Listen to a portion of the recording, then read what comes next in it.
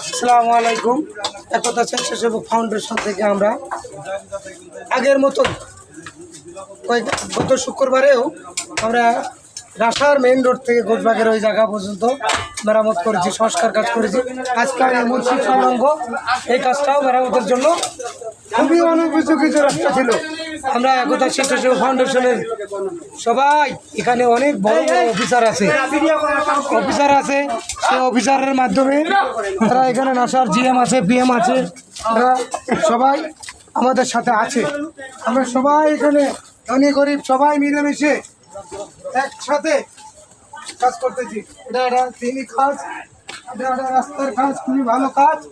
আল্লাহ সবাইকে যেন সুস্থতা দান করে। রাস্তাটা আপনি পুরাটা দেখে আসেন স্যার, আপনি পুরাটা দেখে আসেন রাস্তার অবস্থাটা কি, আপনি কি করেন।